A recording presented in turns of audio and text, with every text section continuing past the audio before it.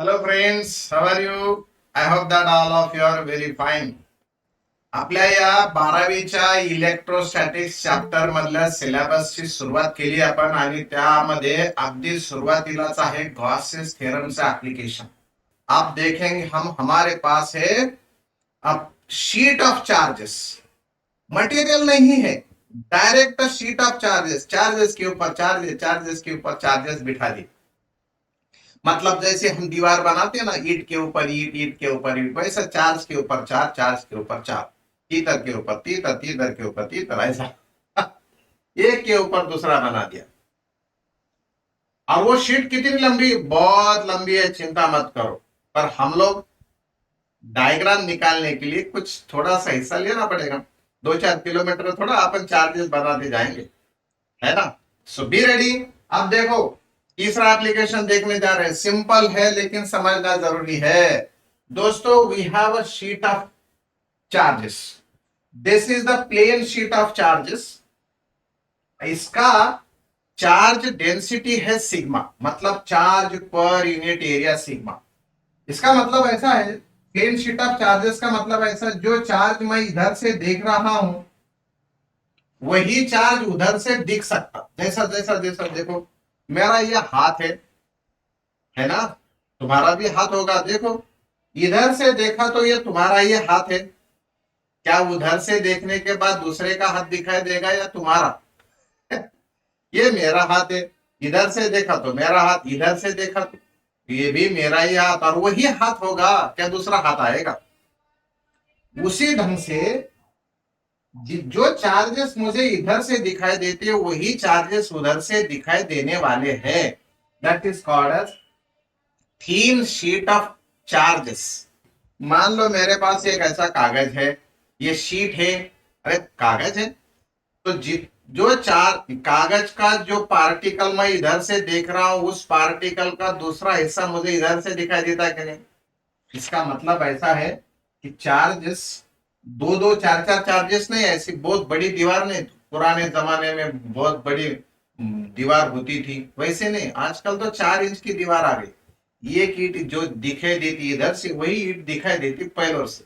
Surface charge density sigma, बात पक्की. Now we want to find out electric intensity at any point outside this sheet of charges. तो उसके लिए क्या करेंगे? Take imaginary cylinder whose area of cross section is ds. सुन लो, write down चाहे तो लिखो.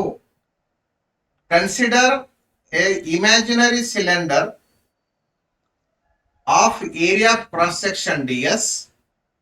Friends, now we are interested to determine electric intensity outside the sheet of charges. Let us consider that this is the sheet of charges. Its surface charge density is sigma, means charge per unit area is sigma. Surface charge density means charge per unit area. Now we want to find out electric intensity at any point outside it. Friends, this sheet of charges is of infinite length. बहुत long, बहुत wide है ये. But for our purpose, to draw the diagram in our paper, we have to consider a small part. Now consider area ds. Now take an imaginary cylinder of area of cross section ds and insert it inside this sheet of charges. तो ये cylinder आया इधर से और निकल गया इधर से, मतलब area of this is ds. अब ये पॉइंट यहां पर भी हो सकता है, ये पॉइंट इधर से भी हो सकता. कितने डिस्टेंस पर? स्मॉल आर डिस्टेंस पर. डिस्टेंस कितना भी ले लो कुछ फर्क नहीं गिरता. सो अगर ये दोनों तरफ से एरिया ds है तो ये दोस्तों ये जो है अपना एरिया, सॉरी अपना ds वेक्टर का डायरेक्शन इधर होगा, अपने ds एरिया का डायरेक्शन इधर होगा. हो सकता है कि नहीं? हाँ. पर इलेक्ट्रिक लाइन ऑफ फोर्स तो इन चार्जेस के कारण ऐसे दोनों तरफ चले जाएंगी. तो मेरा इलेक्ट्रिक फील्ड वेक्टर का डायरेक्शन इस पॉइंट पर इसी रेड वेक्टर के डायरेक्शन में होगा. होगा या कि नहीं होगा? होगा जरूर इधर, और उधर उधर भी होगा जरूर। तो what will be the angle between area d s and intensity ई?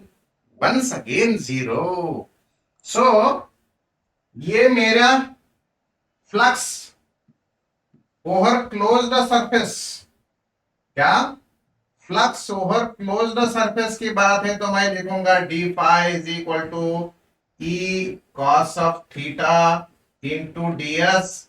फिर यहां थीटा कितना है दोस्तों? थीटा कितना है? थीटा है zero, therefore it is equal to E into DS, है क्या नहीं?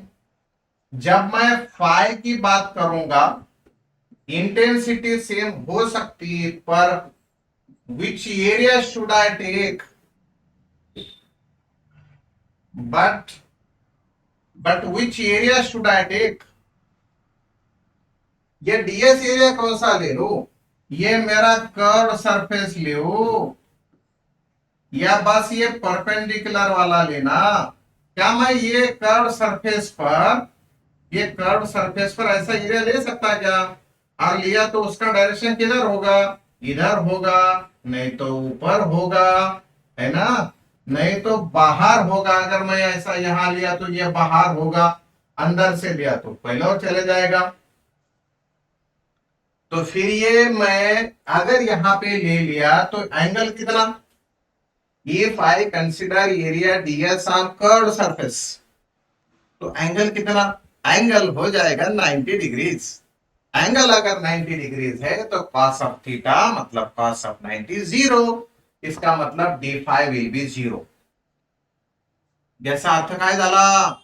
कर्व सरफेसवर नॉर्मली फ्लक्स जात नाहीत, नॉर्मली म्हणजे परपेंडिक्युलर। या कर्व सरफेसवर हा जो सिलेंडर आपण घेतला ना, त्याच्यावर फ्लक्स झिरो आहेत। मग कोणता सरफेस विचारात घ्यायचा आम्हाला? आम्हाला कोणता सरफेस विचारात घ्यायचा सांगा? प्लेन फेस का कर्व सरफेस?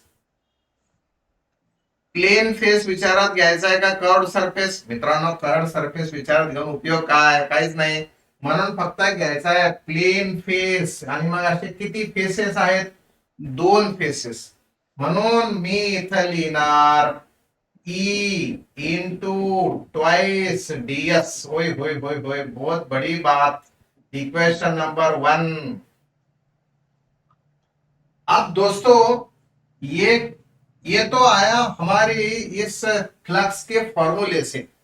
पर अपना गॉसेस बॉस क्या कहता है? By Gauss's theorem, by Gauss's theorem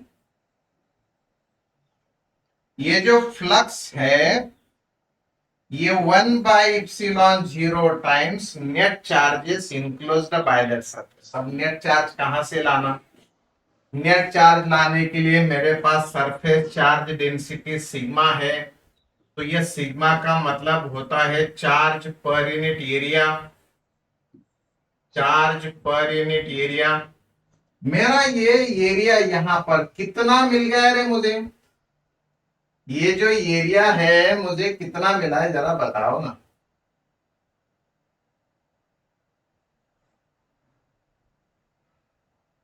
DS area मिला है, तो फिर चार्ज कितना?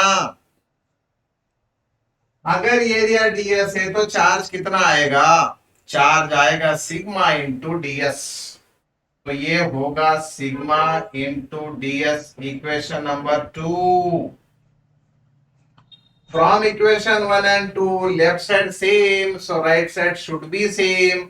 अगर मेरी राइट साइड सेम है तो मैं लिखूंगा, क्या लिखूंगा? अब तुम क्या मानेंगे?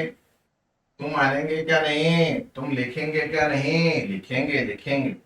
E into 2 into d s is equal to 1/ε0 sigma into d s. D s d s खचाक।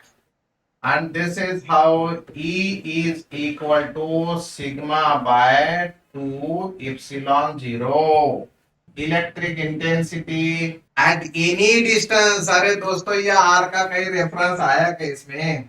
ये डिस्टेंस तुम लोग आर बोलो, 2 आर बोलो, 10 आर बोलो, कुछ भी बोलो, इंडिपेंडेंट है, क्योंकि equi distance and parallel lines चले आएंगी। अगर पैरेलल लाइंस चले आती है तो इंटेंसिटी कम ज्यादा होती नहीं। तो ये सारे चार्जेस अपने अपने लाइंस दे देंगे और ये सारे के सारे कैसे रहेंगे? सारी लाइंस पैरेलल रहेंगी। ये देखो देखो देखो, ऐसे इधर चले जाएगा, ये इधर से ऐसा होगा, ये इक्वी डिस्टेंस होगा कि नहीं? पैरेलल होंगे क्या लाइंस? ये इधर से अंदर से ऐसे चले जाएंगे, इधर होगी। इसका मतलब है equi distance and parallel giving you uniform electric field. Uniform का मतलब है सारे जहां में सेम सेम।